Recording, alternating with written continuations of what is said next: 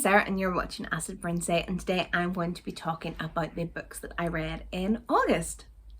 So I read 9 books in August, which is the most I've read in a while. I can't remember how many I read in, I think it was April that was readathon, realmathon. It's the most I've read in a while, because usually I read about 4 or 5 a month. So it was a good month for me this month.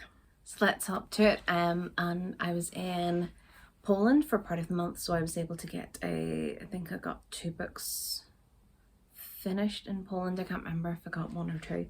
So the first book that I read in August was The Summer of Broken Rules. I think this is a wee YA romance, and it's set in summer, and it is the girl who has lost her sister a few years before, and she goes for a family wedding and decides to play assassin during the wedding, and she's still coping with the loss of her sister. So it was a nice enough wee story and I liked it, and everyone I think had read it. The only reason I read it was because it had summer in the title, and I wanted to read something summery think it may be sunny today, but most of August it was not nice weather. But I enjoyed it, and I think I will pick up her books again. It was nice and simple and easy enough to read, and I quite liked the assassin game during the wedding and the way they assassinated targets, and it sounded really fun. Number 2, keeping on the summer theme, I read Every Summer After by Carly Fortune, about a girl and a boy. Her parents buy them a summer house. It's set in Canada, and they buy a summer house, and the family go every summer, and she lives next door during that summer to a boy, and she comes back years later, and it's about what happened between the two of them, that they don't talk anymore, and it's rekindling romance and everything. And it had been so hyped up, and I was expecting so much from it, and it really sort of fell flat on its face for me. It was a nice enough story, but I can't really remember much about it, and I read it only at the start of the month. So, but as I said, it was a nice enough wee story. Could I tell you much about it? Not really. And it didn't really impact me as much as I thought it would, because everyone was raving about how great it was, and I didn't find it that great. It was just an okay read. Number 3 is Love from Scratch by Caitlin Hill. This is about 2 summer interns who apply to become the main intern while they study at college, and this is for I won't say a YouTube company, it's video streaming company that are called Friends with Flavour, and they basically show you how to cook. The two battle it out, and of course romance blooms and everything, but there's other issues going on at the same time. The main female has had bad experiences with social media and is scared of social media itself, and so there's underlying stories and definitely underlying things. The guy in it, he just felt far too perfect. He just felt like perfect, like beyond perfect, you know, those sorts of guys.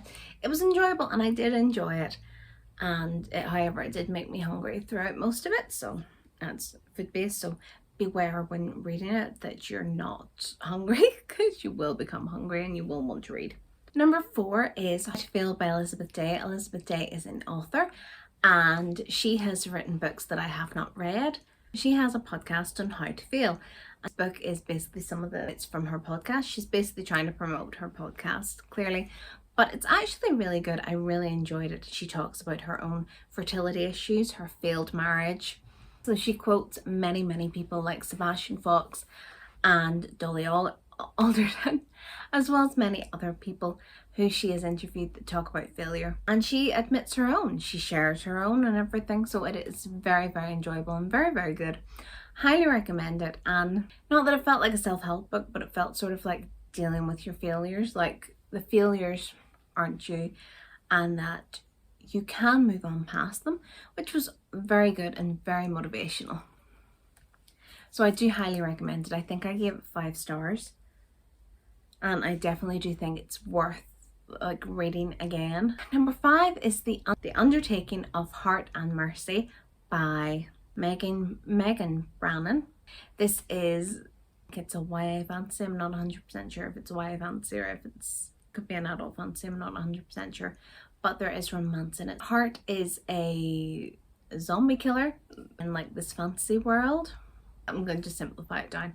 And Mercy is an undertaker that takes out the bodies, and he brings the bodies to her, and they don't really like each other.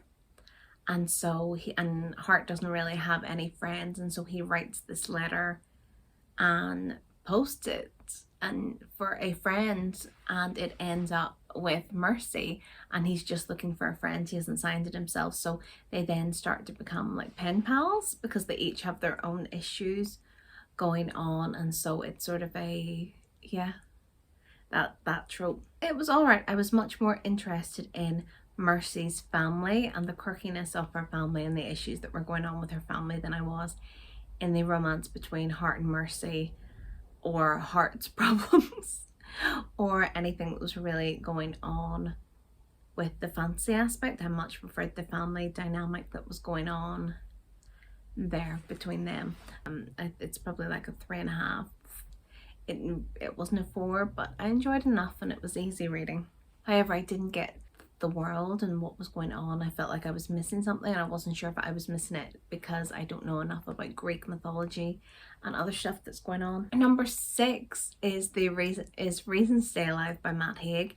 This is a self-help book essay thing, and this is Matt Haig, who I have read previously, The Comfort Book and How to Stop Time, and this is him giving reasons on why to stay alive, and it's him talking more in depth about his depression, his attempt to commit suicide and everything. So yeah, it's kind of depressing but kind of not at the same time. It's a weird combo there.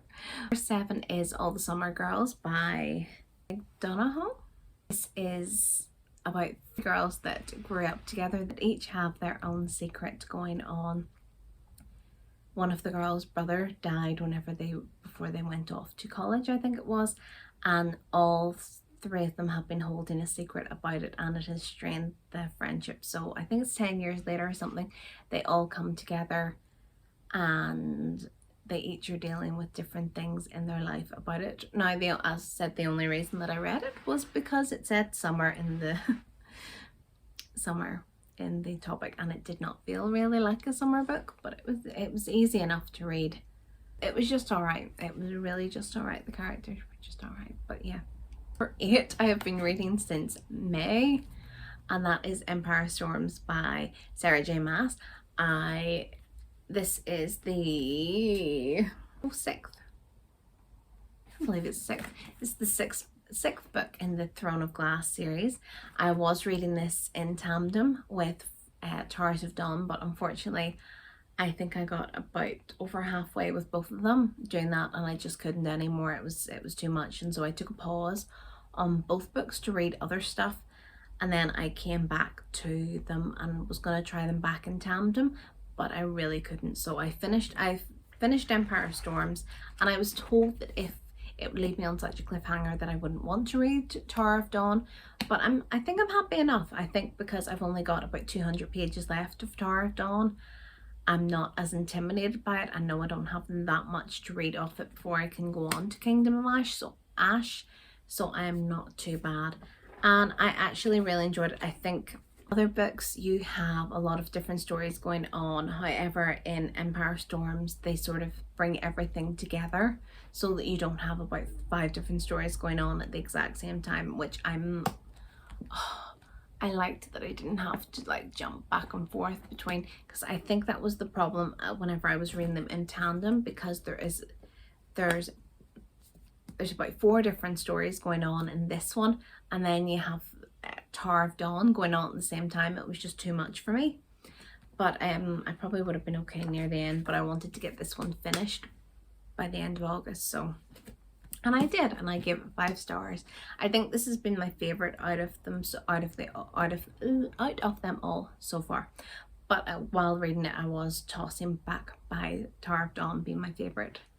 So yeah, I think the ending, I was much more impressed with this ending than I have been in other ones. But the last book that I read, I feel like this month has definitely been a theme, but it is Why Has Nobody Told Me This Before by Dr. Julie Smith, and this is a self-help book, and it is about motivation and how our mind works and how to get the best of yourself. It's basically therapy. It was just alright. I was listening to it as an audiobook and it felt like more work.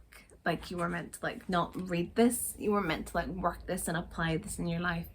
So I think I'll probably go back to it at some point, but that's just how I felt at the time. So yeah, those are the 9 books that I read. I only have one in a physical copy, so tell me what you read this August, and sure, show me in the comments. If you like this video, please like, and if you would like more of my content, please subscribe, and yeah, enjoy. Bye.